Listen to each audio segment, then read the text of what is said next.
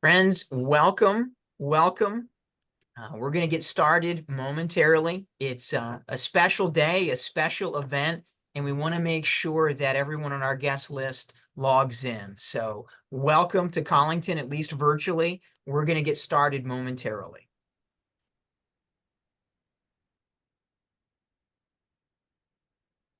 Friends, for those of you just joining, welcome. We're glad you're here.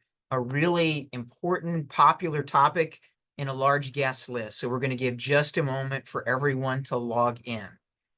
Friendly reminder, we are recording today's session.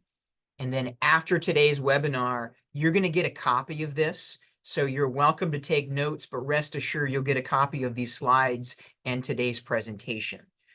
We hope to carve out some time at the end for questions. So as I'm sure you're accustomed to, go down to the Q&A at the bottom of your Zoom, and we'll try to get to as many of those questions as possible.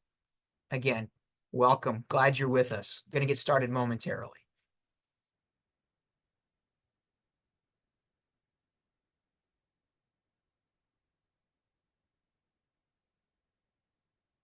Friends, welcome to Collington, to Kendall, at least virtually.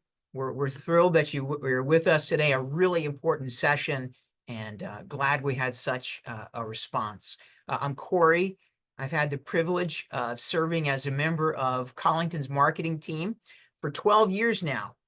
And tomorrow is my birthday.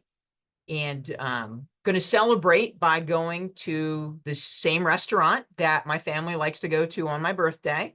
Probably will order the same thing I always order and probably enjoy the same cake that I always get. And I like to pride myself as someone who is consistent, but I think the reality is like most people, I'm averse to change.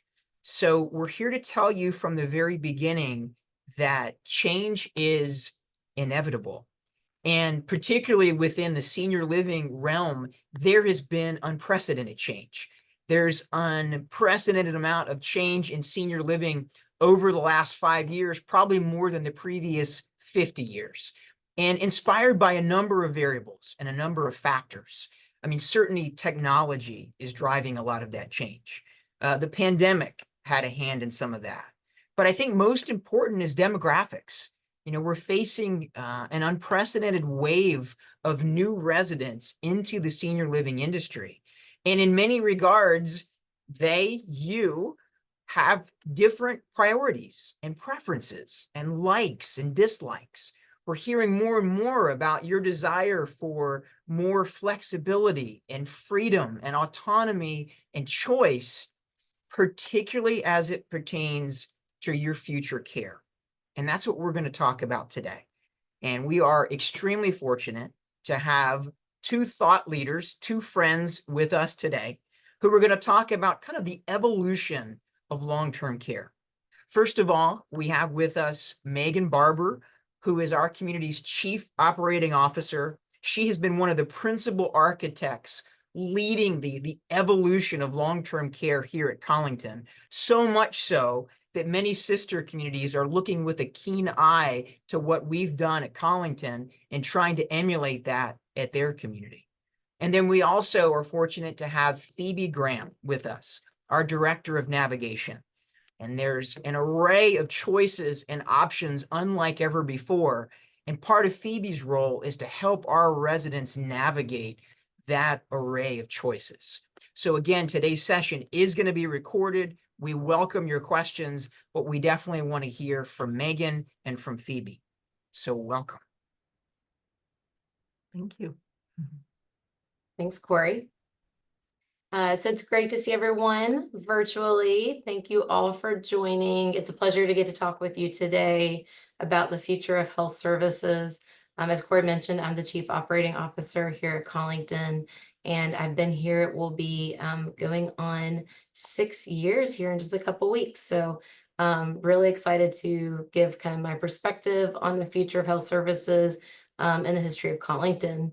A little bit about my background is I joke and say I've grown up in senior living since I was 5. My mom was actually an activity aide at a nursing home. And so that's what intrigued me into getting into this field and to be able to serve seniors. So my background continued in human resources within retirement communities, and I'm a nursing home administrator, and I've practiced in Pennsylvania, Maryland, and in West Virginia, and then have been here in this role at Collington for 5 years. I actually came as the nursing home administrator and director of operations, and that's really where the journey kind of started with where Collington was going to be heading in the future.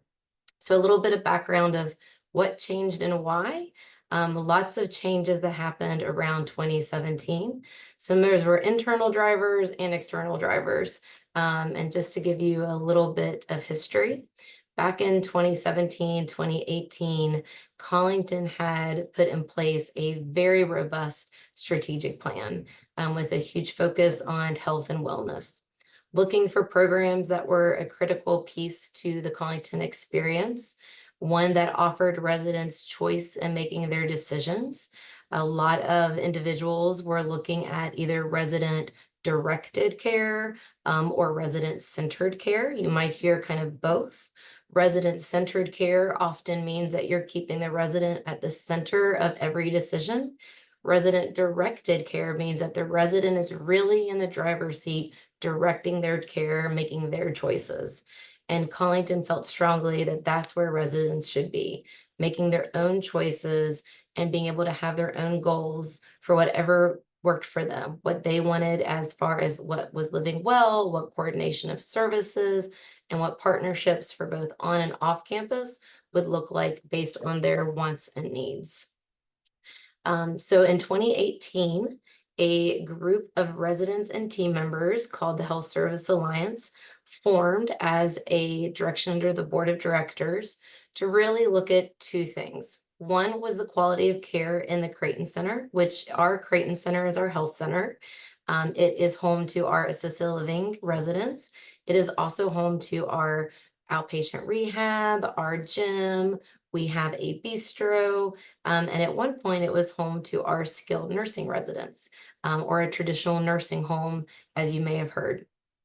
The second focus was to look at repositioning that Creighton Center, to really making it a much more standard delivery of care service that met the needs of residents. Collington was built in 1988, and a lot of the model around the physical environment of the community center of that Creighton Center really didn't meet residents' needs. It was very institutionalized, hospital as a kind of feel to it, and we wanted it to feel more home-like, because it's really important that as residents navigate throughout our continuum of care, that they feel at home in every level of care wherever they're at. So our plan was to de-license those skilled nursing beds, which we had 44, down to 9, and then eventually to 0. We always knew that we wanted to be able to have a flexible space, because we had seen from the research, the market studies, and all of the external trends, which I'll talk about those in a second, were really telling us that people were not choosing skilled nursing for their traditional long-term care needs. A lot of assisted livings, and especially here in Maryland, have been able to meet residents' needs. It used to be that a resident or an individual or patient, if you will, would go to the hospital and could have, for instance, maybe knee surgery for a knee replacement or a hip replacement. They would go to a skilled nursing or nursing home. They could be there for 60 days or longer, and then they would return back home. And now what you see often are those individuals going home and going home with home health and home care. And a lot of reasons for that has to do with the care model. And we'll talk a little bit more about the care model in just a second. And then lastly, there was master planning. So in addition to look at the Creighton Center, we wanted to look at the infrastructure, the programming for the whole community, because health and wellness is not just something that you look at when you're in assisted living. It is not just something that is a one-time thing in your life. It is something that is a part of your life and your well-being. And it can be everything from mental health to nutritional health to physical health, to socialization, to all those domains of health practices. So as mentioned, a lot of things were going on, kind of external drivers and things in the market. So of course, COVID-19 completely changed the way that health services and health centers delivered care. Again, people were going even less to skilled nursings. People were staying home, going home with home health or home care to be able to meet those needs. People were doing less moving into the nursing homes. Second thing was regulations. There was a lot of regulation change for skilled nursing, especially from 2013 to about 2018. A huge proponent of that was the way that Medicare pays nursing homes. And a lot of that had to do with what you may have heard as PDPM, the patient-driven payment model. And what that did was it really changed the way that nursing homes received funds from Medicare. Things were more costly to be able to provide the care. There were new staffing mandates in place that were going to cost, as you see there on the screen from McKnight's, roughly $10 billion annually. And again, people weren't moving to nursing homes as they used to do. So again, people weren't going there for those long periods of stay. If they were going, it was shorter stays, less than 2 weeks, going home, or getting that long-term care need in assisted living. And Collington was doing the same. Very few residents were transitioning from our independent living into our nursing home. Most were moving into our assisted living, doing what we call a short-term respite or a short-term stay need, and then deciding if assisted living was right for them, really allowing themselves in the driver's seat to direct their care for what they needed. Third was the workforce. COVID continued to put a strain on the workforce. There's been a national nursing shortage for many years. We also saw during COVID the reduction in geriatric nursing assistants, or what some states will call certified nursing assistants, so GNAs or CNAs. During COVID, there were no new GNAs or CNAs that were allowed to get certifications. So there was a big drought on that workforce. And of course, again, the cost. So in addition to not receiving as much money from Medicare, the cost to provide the services were becoming increasingly more expensive. What you saw and see now today is a lot of nursing homes do a larger economy of scale. So they have 100 beds or more to make it a much more affordable model to kind of balance those expenses versus those revenues. So other trends, there were in 2022, only 2 new communities had built senior livings, skilled nursing in their senior livings. Lots of senior livings continue to be built even today, but almost half of CCRCs decided to either downsize their skilled nursing or delicense. And again, that's because it wasn't unique just to Collington. This was something that was being driven throughout the country based on those new payment models. There was also a huge consumer preference trend change. So I always say that no one goes into life saying, wow, I can't wait to be living in the nursing home, right? But you want the care there when you need it. And so what we saw were people chose to be more at home. They wanted to be more comfortable in a familiar environment. You started seeing more remote patient monitoring systems, telehealth, more specialty visits that were in place versus kind of the generalization of care. And so Collington really wanted to allow our residents to be able to do that, that if they wanted to get that care at home, they could, but they still had the choice that if they wanted to go to assisted living, they could, or a nursing home, that they could do that as well. There's a lot of different benefits, as I say, to care in assisted living. The good thing about assisted living versus nursing home is there's a big focus, it feels like, on people over paperwork. Yes, there's still regulations. Yes, there's still mandated information that we have to do. But I always use the example of a resident wanting a glass of wine.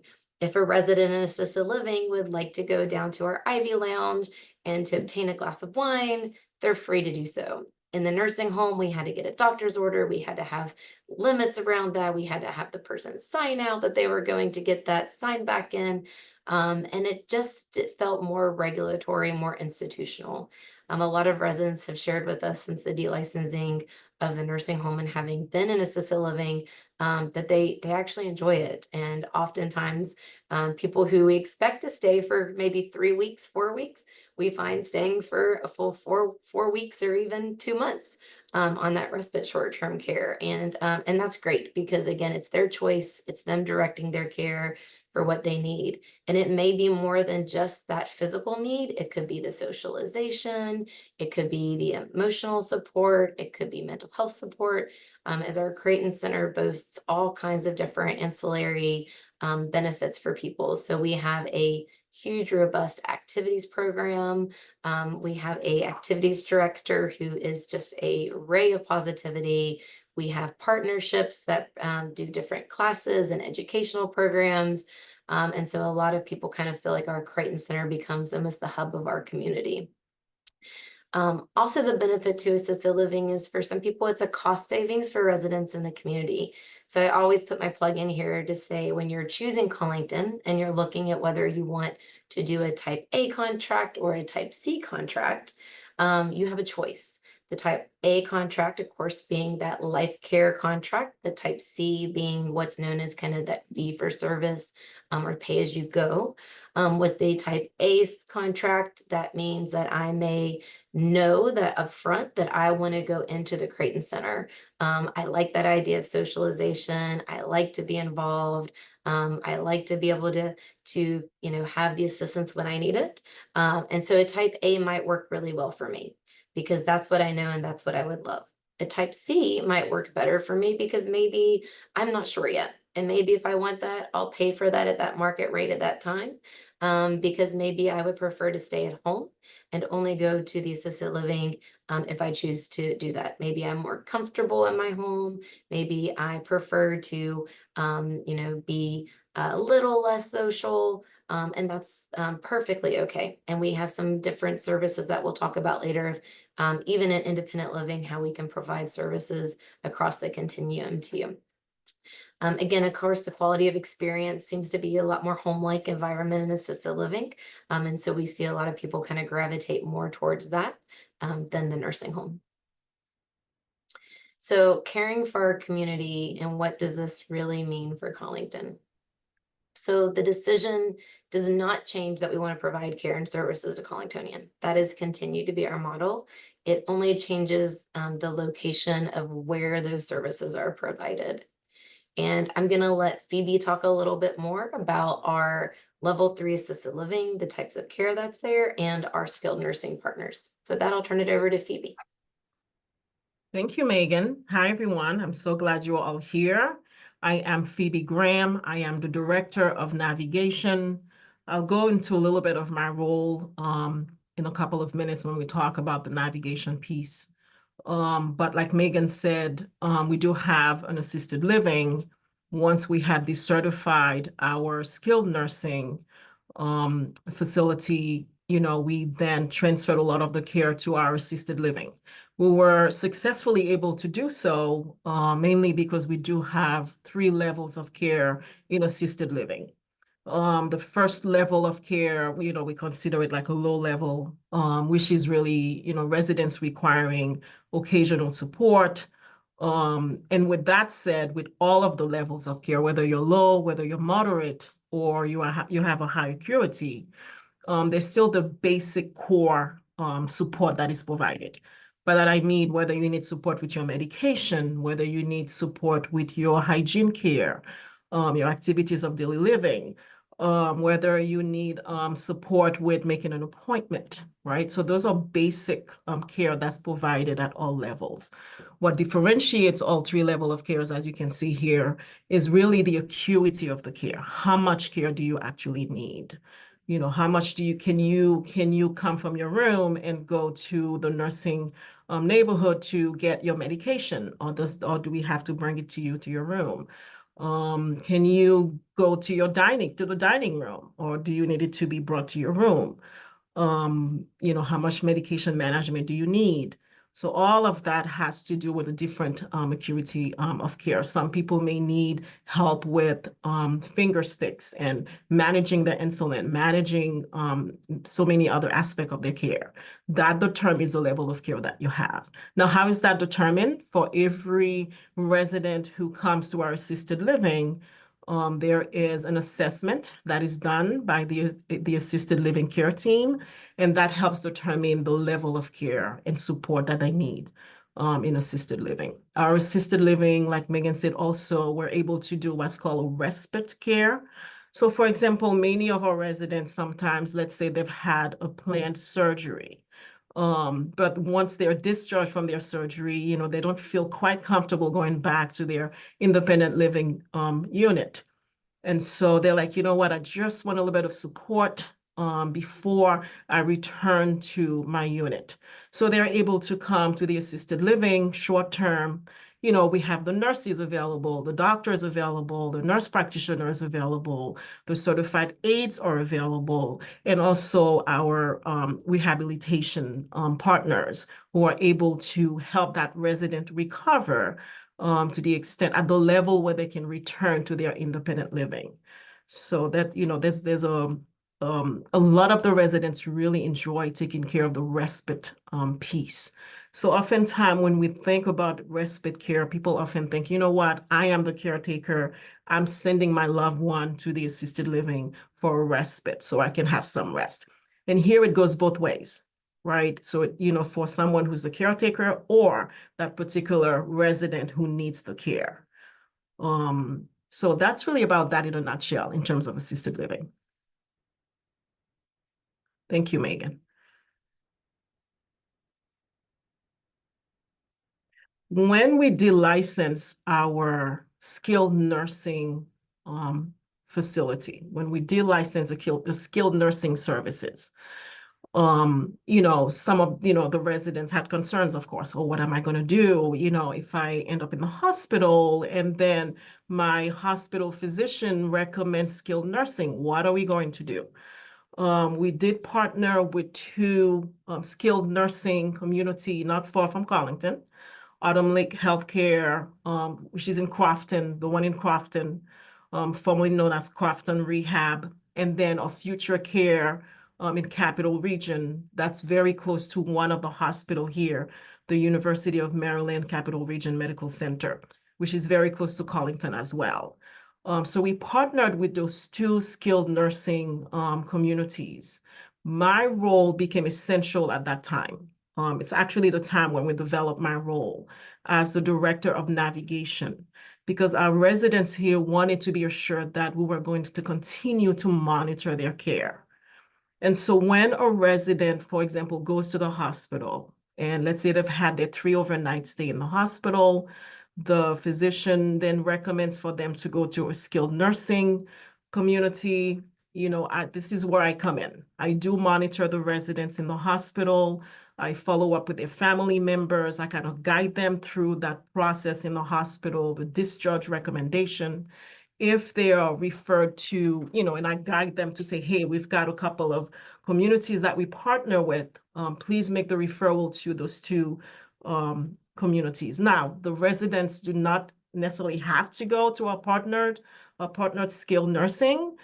They can choose whichever they want, but most of our residents do choose to go where it is recommended. One, because we have the partnership, those two facilities in terms of Autumn Lake and Future Care, they know our expectations for our residents. They met with us. We went over there. We visited with them.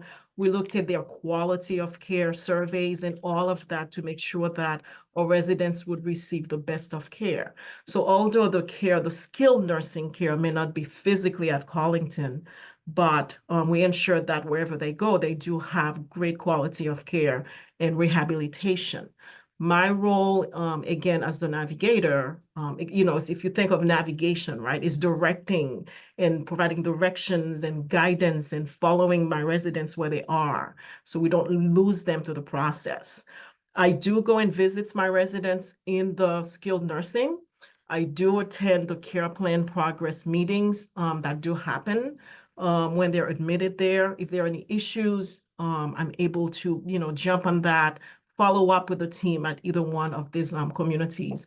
And even for a couple of my residents who may not end up at Autumn Lake or Future Care, they may end up, for example, for residents who do have Kaiser as insurance, they end up in a Kaiser approved skilled nursing facility.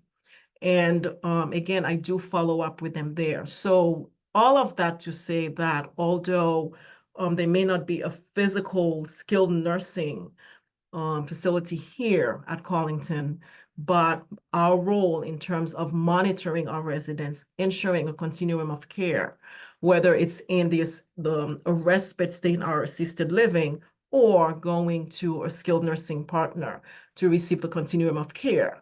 I am very involved in the discharge planning process, whether the resident is being discharged from the hospital or from our skilled nursing, just to ensure that, hey, let's make sure that the discharge plan that is being proposed does meet the residents' needs, especially in terms of safety or post-discharge care in the home, making sure that they have the right equipment, or, is there a need for home health services in the home or private aid to assist likely with certain things that they may need. So again, the model, the navigation model, and for many folks now, they do hear the word navigator. Many of the residents who go in the hospital will say, hey, there was a care navigator who came to see me, and so on. We're seeing the change in the terminologies, from a case manager or a care manager to navigator. And so we're keeping in line with that to understand the role of the navigator. So I could be also working with a navigator from the hospital. Outside of, hey, maybe you had, an incident that led you in the hospital. There are also residents who've opted for surgeries, right? They could be that they're planned surgeries. There could be a procedure that they needed to have done. Also working with them, before they have their surgery.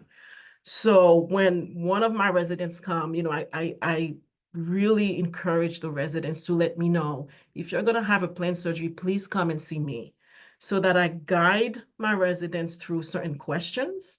Let's talk about what the plan is after your surgery. What can you lift? Are there any limitations? What do you have in the home to help you?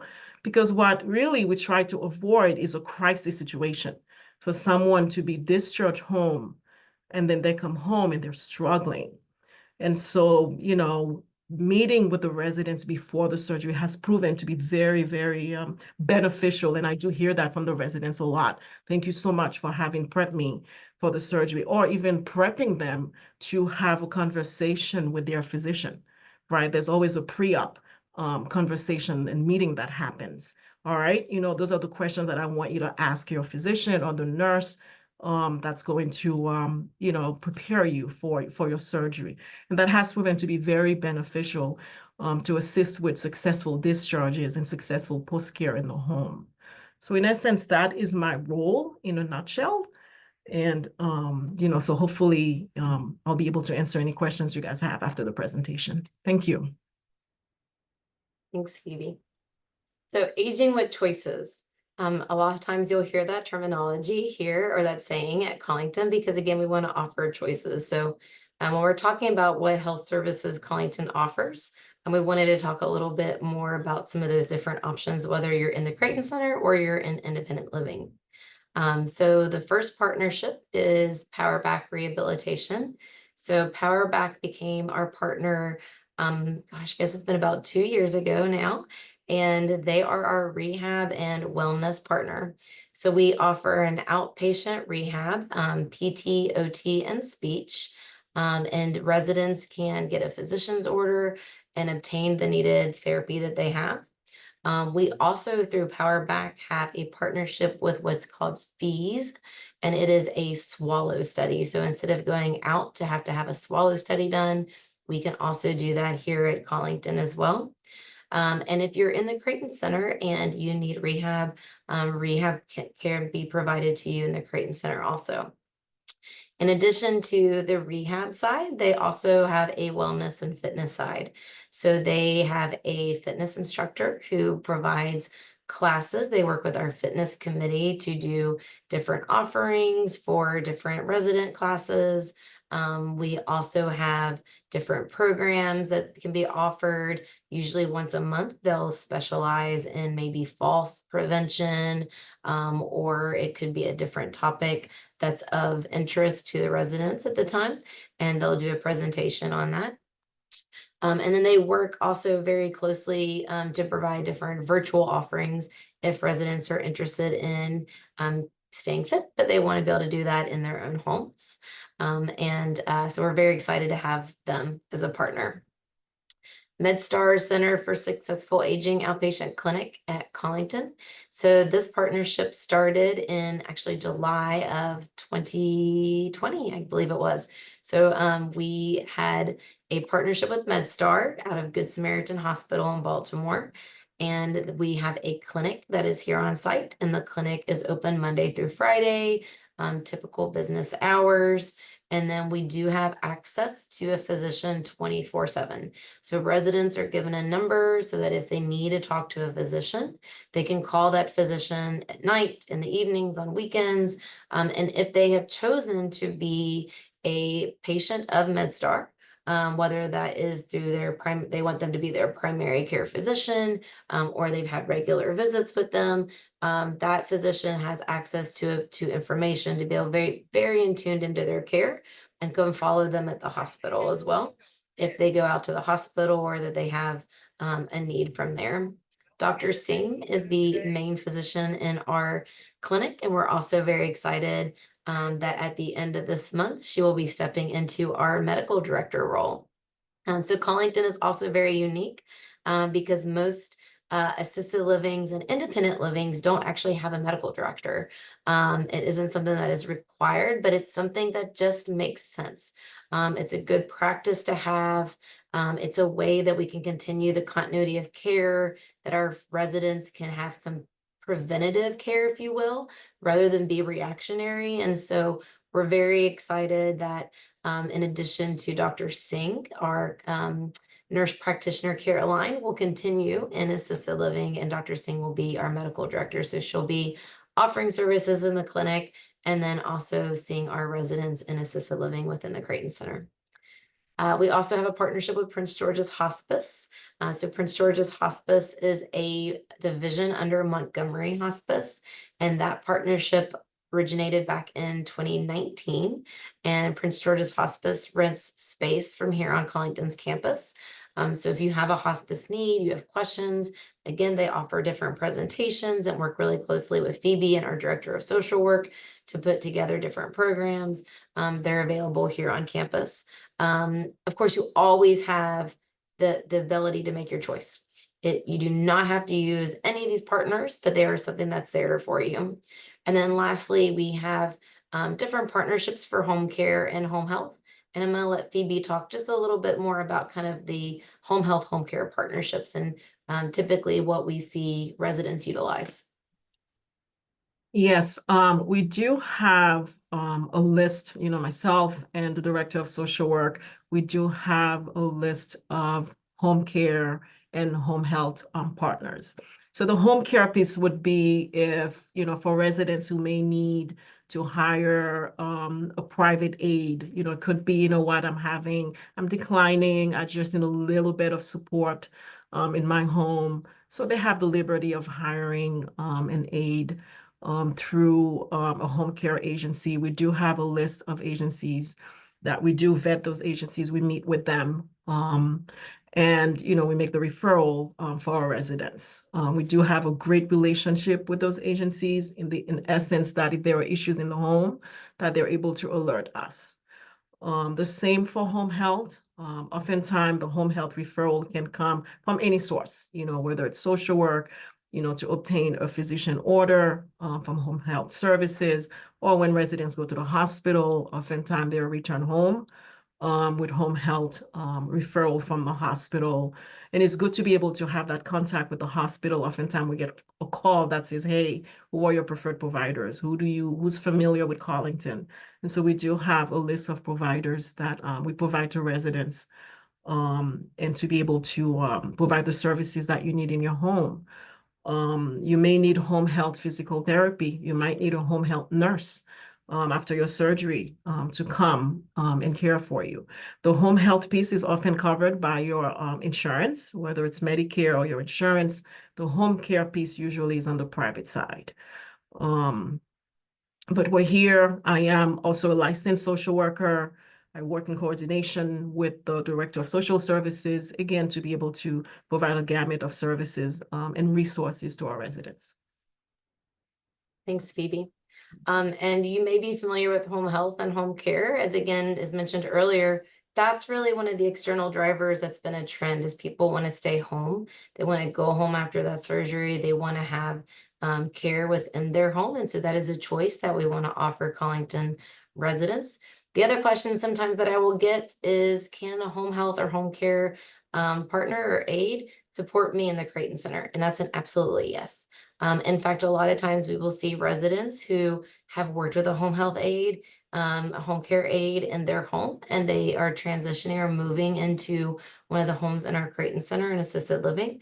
And sometimes it's very beneficial to have that transition kind of support and someone to be able to help you as you move into your new home in assisted living. So we have those partnerships available as well. And the same should be said as well for hospice. You know, hospice can happen anywhere in your independent living home or in your assisted living home. Just wanted to mention that. Thanks, Phoebe. Phoebe, anything else I'm forgetting on any of the partnerships? I think so far, so good. I know that Paraback Rehab has started doing a program on movement and mobility, especially for our residents who may have Parkinson's or MS and so on. So there's a specialized program on that, which the residents are very excited about. Awesome. Thank you. So Vision 2030. So what does the future look like? So we've talked a little bit about kind of how we got here, but what really does the future of health look like for Collington? So there are a lot of cornerstones of the Vision of 2030. And you may have heard of Vision 2030 from their marketing team. And a lot of this has to do with incorporating and building upon the work over the past 4 years, being fiscally responsible, preserving as much green space as possible, innovations and sustainability and technology, creating beautiful places for residents to live, and creating an attractive place for team members to work. So as you heard in the beginning of the presentation, we were looking at the entire campus around master planning, not just the repositioning of the Creighton Center, because it's really important that not only do we have a beautiful space, but that we have the programs that also meet the needs with the continuing changing healthcare environment, what we're seeing the trends to be and what we're projecting the future to be based on data and research from market studies and from experts in the field as well. So from Vision 2030, we are looking at embarking on a 2-phase construction project, which includes a new Creighton Center. Phase 1 will be building new independent living cottages and villas. But today I really wanted to focus a little bit more in on Phase 2, which is the Creighton Center, and again, the real driver for the project. So Phase 1, the building of cottages and villas, will help to be kind of our financial engine that will be able to afford to do Phase 2. And so Phase 2, this is a picture of the conceptual Creighton Center design. So we've done some very brief schematic designs, but this project will really pick back up in probably about another year or two once Phase 1 is completed. And what it looks like is there will be a new main street. So if you've been to Collington's campus, I hope that you have had a meal in the delicious and beautiful Landing restaurant. As you can see here on the screen, where it says current Landing remains. So that Landing will remain a restaurant right there. And going down right now into what is our Brandywine neighborhood will become our new Main Street. So on Main Street, this is kind of TBD. We don't have everything plugged in for this yet because we're really kind of trying to lean into the future. But this could include things like a technology lab. So right now, residents who may need support for technology. Maybe they need help with their phones or maybe computers. They put a work order in and we had team members that come and assist. This could have a technology lab here where residents could come in to see kind of the new technology. They could have classes and to learn on those systems.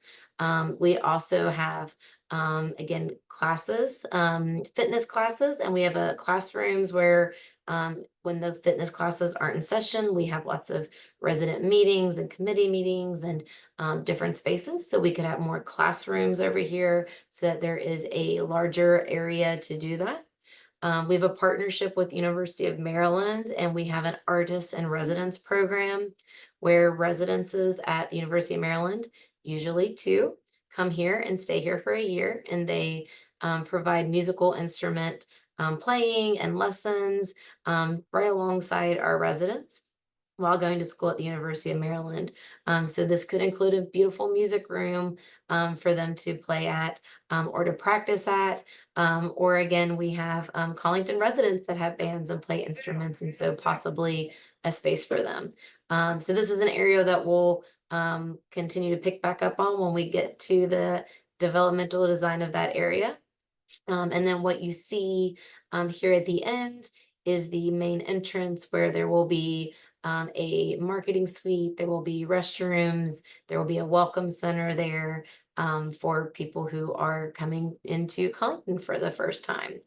So if you're here to Collington and you're driving past where we have the Arbor Gardens, which is in past the employee parking lot, would be your new entrance for Main Street. Collington residents will still have the clock tower entrance to be able to use that as well, but this will afford for visitors to be able to come in and a new entrance into assisted living. Then what we have is a area of assisted living that will be 2 stories, and it will be 4 neighborhoods. So the neighborhood model is not necessarily new in the industry, but it's really picked up a lot of steam. And a lot of it started with the Eden Alternative and the Pioneer Network, if you're familiar with those, really looking at the benefits of socializing within a small neighborhood for team members to really get to know residents and be able to help them with their care in a small neighborhood and get to know them better. So looking at small neighborhoods of about 16 residents on each neighborhood. And these would be more small homes. Because right now, when you move into our Creighton Center, our Brandywine boasts a beautiful home that has a kitchenette, a dining room, a separate bedroom, closets, its shower, in every single home. And that's what we want for every resident in our assisted living. Whereas some of our assisted living rooms just are that, just a small room with a small bathroom. And often that's where we'll see residents go in for the respite care, but we want them to be in a home-like environment at all time. So all of these areas would be smaller homes for the residents to be able to enjoy with private bathrooms. There also would be a outdoor deck for residents to be able to get the outside benefits and sunshine, and also small dining venue throughout. So 2 floors, and then on top of that will be 2 floors of independent living apartments. And so we're very excited about this new model. This will also bring in some different programming that we can't really do right now in our current model. So for instance, this will allow for us to do medications within rooms. So right now, the nurse comes and provides you medications by a medication cart. And we would like to go to the model where medications can be provided right in someone's room. It reduces any chances of medical errors. It allows residents to feel like they are more in tune and know what medications they are on.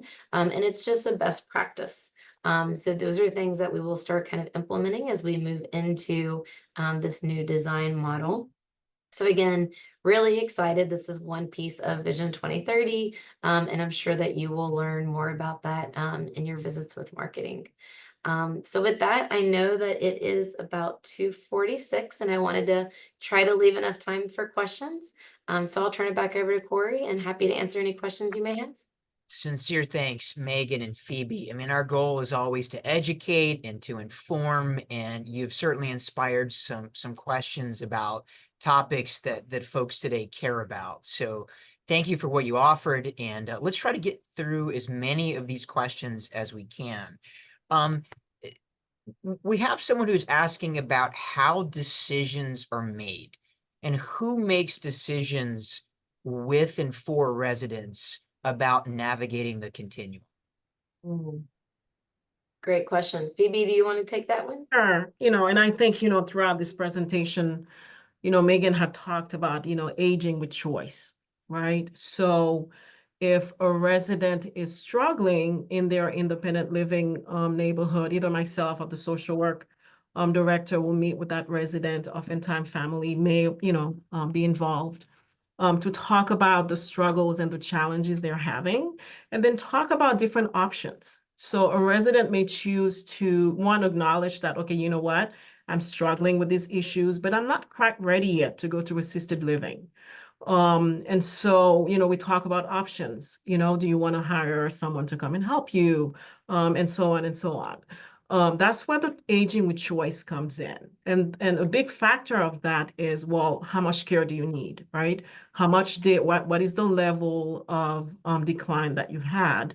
At the end of the day, we want to make sure wherever a resident chooses to continue to age, it's a safe option. That's very essential. And so we talk about, you have different options, different choices, and also financing, the ability to finance those options. So one resident may need, a couple of hours of support per day, and they can finance that. Somebody else may need much more than that, and they can finance that, right? However, there could be a resident who's not able to finance having someone come and assist them for a few hours per day in the home. And without that level of support, there remains a safety concern. So the physician oftentimes is involved in having the conversation with the resident. Myself, social work is involved, the resident, the family. We do have something that's called a transition meeting if someone is considering going to assisted living, where we have a meeting and talk about the services that are available. Our admissions coordinator for the assisted living is very involved, and we offer tours of the assisted living just to be able to, the opportunity to ask questions about, to compare both sides. So for example, I met with a family member and a resident who, came back, they've been declining. They're at the point right now where the physician is saying, hey, this resident really needs more care. And so we talked about it. We talked about, what are you struggling with? How much care are you going to need to meet your needs? And we talked about the cost of care. And at the end of the day, they decided, you know what, we costed out our care. This is what we want to do. So the choice is there. So hopefully that helps answer the question. I mean, it really does, Phoebe. I hear you saying there's the opportunity for choice, but not in a vacuum. That residents make those choices and have autonomy, but they're doing it with informed guides along the way. Correct. Megan, can you help? There seems to be some questions about capacity and a concern about not having enough space in the various levels. Can you talk a little bit about what would happen if our health center were full, and how would we take care of all of our residents? Sure, absolutely. So we currently have 77, we're licensed, I should say, for 77 assisted living beds, if you will. That's the terminology that they use. So that means we can serve 77 residents. Some of those are in private rooms, some of those are in semi-private rooms. In the new model, what we're looking at going down to is 72 beds. Again, private rooms, some semi-private rooms, as we recognize that some couples may want to live together. And what I would share is that we historically have never been 100% full. And the reason for that is because of the respite care that we provide, that short-term stay. So we have typically originally kind of set aside, if you will, 5 to 12 rooms that we said, okay, these will be our respite, our short-term available rooms. But we've also found that that number may have been too many. So typically what we see a census in our assisted living of is around 66 to 68 residents. So we haven't had an area yet where we've encountered having not enough beds, again, or rooms, or to be able to provide a service to a resident.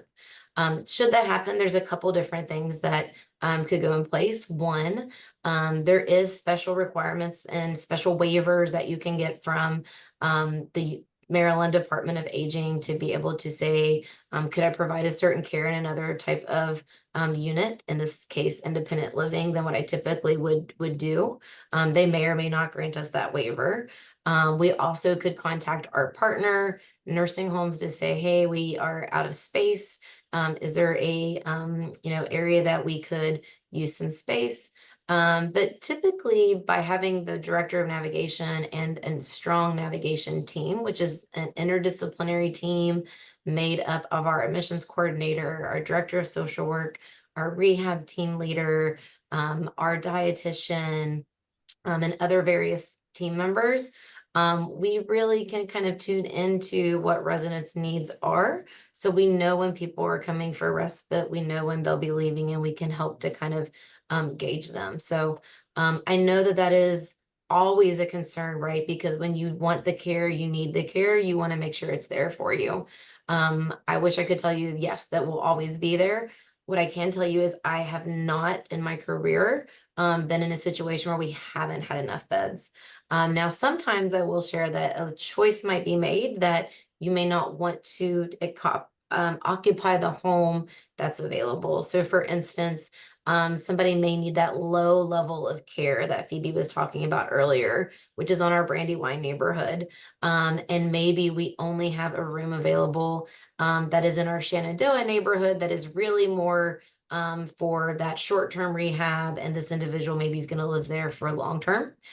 So we really try to work with residents that if it's a temporary home, that we can get you into your permanent home once another resident has made that transition, either back to their IL unit or to their other permanent place.